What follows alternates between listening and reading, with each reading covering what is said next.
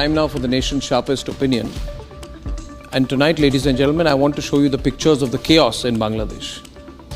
And as I show you these pictures of the chaos in Bangladesh on a day when Sheikh Hasina, the democratically elected Prime Minister of Bangladesh, has been removed by the American deep state forces. Let me tell you, viewers, that when Rahul Gandhi goes to London and says the Americans must save Indian democracy, Western powers must intervene in Indian democracy, this is the intervention that he's probably talking about.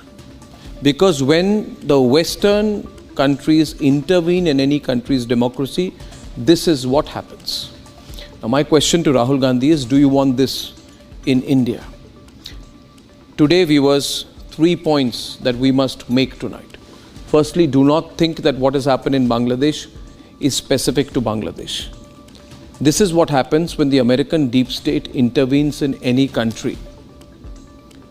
Right? And when people within the country's so-called democratic system who do not believe in the election process or who lose the election process go crying to America asking for help, like the BNP and the Jamaat-e-Islami have gone crying to America saying, we can't defeat Sheikh Hasina, help us. America intervenes and this is what happens. Our country goes to the ruin. So 3 clear points that I want to make to all the viewers of Republic tonight. Viewers, there are some political parties, some political forces who want chaos and anarchy in India. Tonight, look at the pictures from Bangladesh and remember this is what chaos and anarchy looks like. This is what happens when people who cannot get elected want to use chaos, anarchy, violence, the army, any means to come to power. This is what happens. And ask yourself, do you want the Americans to do this in our country? Do you want the Chinese to do this in our country? Is it not important that political parties like the Congress declare what their arrangement with the Chinese Communist Party is? This is why, ladies and gentlemen, the only thing we need in India is nationalism. A sense of nation first. Sheikh Hasina was a nationalist leader. Today, Bangladesh has lost a leader who could stand up to China, who could stand up to America, who said nation first on her own terms. The Americans didn't like it, the Chinese didn't like it. This is what they have done, and this is what is happening on the streets of Dhaka. Ladies and gentlemen, my second point tonight is this. America says, please allow the peaceful protests. I know Joe Biden is not in his elements, but has the CIA gone mad? Is this a peaceful protest? People are being hacked across Bangladesh. Islamist forces are out. Leaders of communist parties are being murdered, killed. Is this a peaceful protest? Is this a student protest? It's not a student protest. It is a radical Islamist protest. People in India who say that the Modi government does not respect institutions should remember that this is what America does when you allow them to come into our country. Do these protesters, so-called protesters, who I consider hoodlums, Islamists, ladies and gentlemen, do they respect institutions?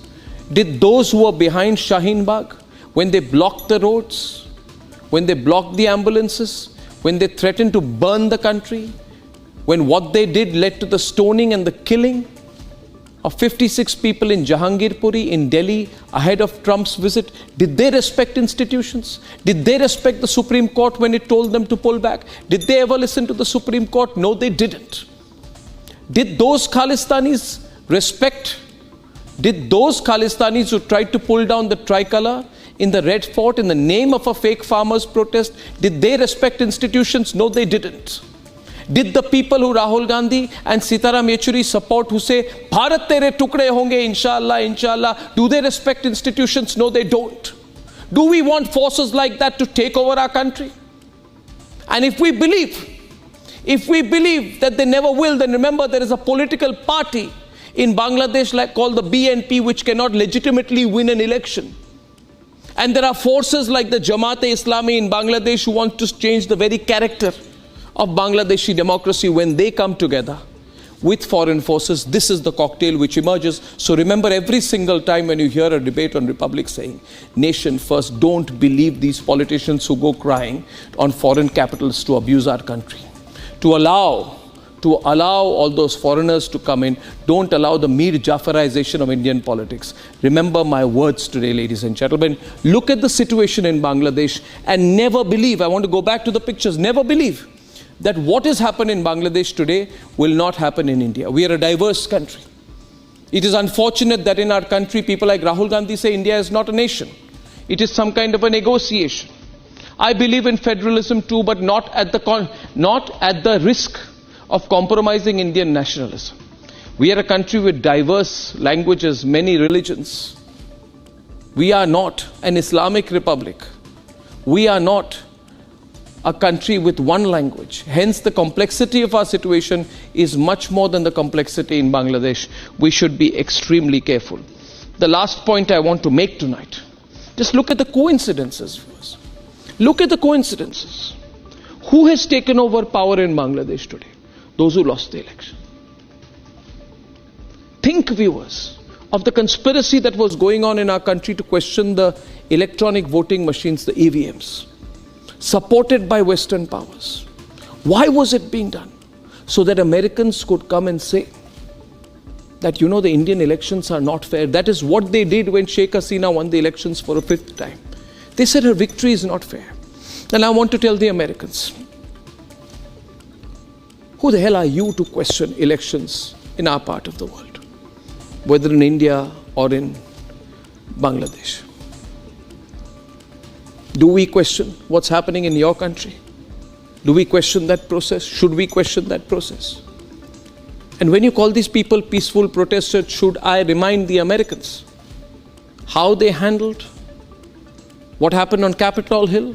Should we remind Trudeau of how brutally he broke the truckers' protest in Canada? Should we give the most recent example of Keir Starmer in the United Kingdom, who is issuing warnings against right-wing so-called protesters on the streets of Leeds and Brighton, all across the United Kingdom? When it comes to their own situations, law and order situations, they deal very sternly. When it comes to us, they say, be soft, be nice, engage with them. Ladies and gentlemen, once again, I repeat the 3 points. First point, those who want Western powers to enter India, they should learn a lesson from what has happened today. Or if not, if you are supporting those political parties who want Western powers to come into India, look at these pictures and ask yourself if you're doing the right thing. Secondly, these groups do not support institutions. Third, they are for sale. And fourth, ladies and gentlemen, they don't believe in elections. Now let's introspect and think about how this could have been applied into an Indian context.